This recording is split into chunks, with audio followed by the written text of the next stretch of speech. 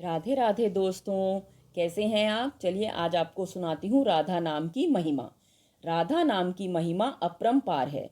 श्री कृष्ण स्वयं कहते हैं, जिस समय मैं किसी के मुख से रा शब्द सुनता हूँ उसे मैं अपना भक्ति प्रेम प्रदान करता हूँ, और धा शब्द के उच्चारण करने पर तो मैं राधा नाम सुनने के लोभ से उसके पीछे चल देता हूँ।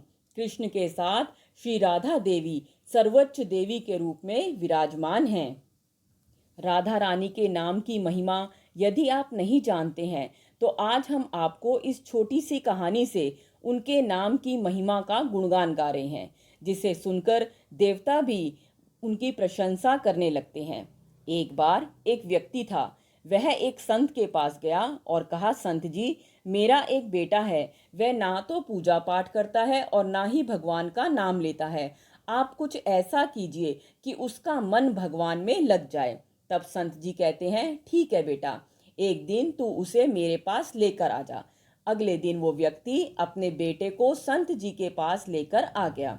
अब संत जी उसके बेटे से कहते हैं, बेटा बोल राधे राधे। बेटा कहता है, मैं क्यों कहूँ। संत जी कहते हैं, बेटा बोल राधे राधे। वो इसी तरह मना करता रहा और संत जी लगातार बोलते रहे। अंत तक उसने यही कहा कि मैं क्यों बोलूं राधे राधे। संत जी ने कहा, जब तुम मर जाओगे और यमराज के पास जाओगे तब यमराज तुमसे पूछेंगे कि कभी भगवान का नाम लिया, कोई अच्छा काम किया, तब तुम कह देना कि मैंने जीवन में एक बार श्री राधा रानी के नाम को बोला है, बस एक बार। इतना बताकर वह चले गए। समय बीतता चला गया और एक दिन वह व्यक्ति मर गया। यमराज के पास पहुंचा तो यमराज ने पूछा, कभी कोई अच्छा काम किया है, कभी कोई अच्छा काम किया है। तो उसने कहा, हाँ महाराज, मैंने जीवन में एक बार श्री राधा रानी के नाम को बोला है। आप उसकी महिमा बताइए। यमराज सोचने लगे कि एक बार की नाम की महिमा क्या होगी, इसका तो मुझे भी नहीं पता। यम बोले, चलो इंद्र के पास चलते हैं, वो ही बताएंगे। तो वो व्यक्ति बोला, मैं ऐसे नहीं जाऊंगा, पहले पालकी लेकर आओ, उसमें बैठ कर जाऊंगा।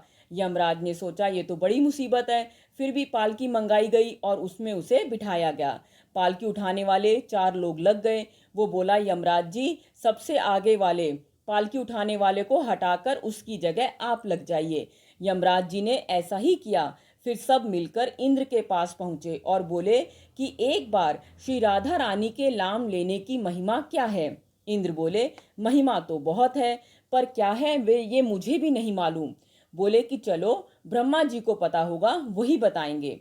वो व्यक्ति बोला, इंद्र जी, ऐसा है कि दूसरे पालकी उठाने वाले को हटा दीजिए और उसकी जगह आप लग जाइए। अब एक तरफ यमराज जी और दूसरी तरफ इंद्रदेव, दोनों ने पालकी उठाई और उस व्यक्ति को लेकर पहुंचे ब्रह्मा जी के पास। ब्रह्मा जी ने सोचा कि ऐसा कौन सा प्राणी ब्रह्मलोक में आ रहा है जो स्वयं इंद्र और यमराज पालकी उठाकर ला रहे हैं जिसकी। ब्रह्मा के पास जब सभी पहुंचे तो सभी ने एक ही बात पूछी कि श्री राधा रानी के एक बार नाम लेने की महिमा क्या है। ब्रह्मा जी बोले, महिमा तो बहुत है, पर वास्तविकता क्या है यह मुझे भी नहीं पता, सच्चाई मुझे भी नहीं पता, लेकिन हाँ, भगवान शिव जी को जरूर पता होगी।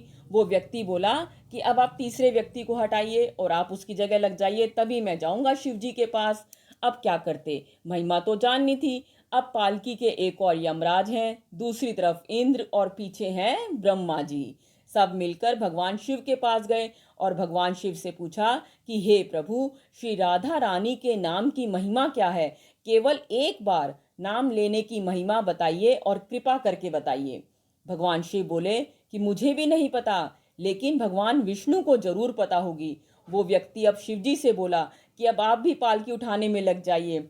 इस प्रकार ब्रह्मा, शिव, यमराज और इंद्र चारों उस व्यक्ति की पालकी उठाने में लग गए और विष्णु जी के यमलोक पहुंचे। विष्णु जी से पूछा कि एक बार श्री राधा रानी के नाम लेने की महिमा क्या है। विष्णु जी बोले, अरे, जिसकी पालकी को स्वयं मृत्यु के राजा यमराज, स्वर्ग का राजा इंद्र, ब्रह्मलोक के राजा ब्रह्मा और साक्षात भगवान शिव उठा रहे हैं, इससे बड़ी महिमा क्या होगी बताइए। जब सिर्फ एक बार श्री राधा रानी नाम लेने के कारण आपको इसको पालकी में उठा लिया और मुझ तक लेकर आए, तो अब ये मेरी गोद में बैठने का अधिकारी हो गया है।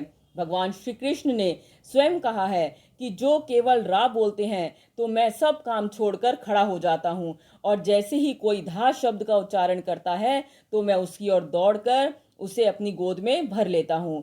तो कैसी लगी कथा? राधे राधे। आप भी बोलिए मेरे साथ, राधे राधे। जय श्री राधे। धन्यवाद।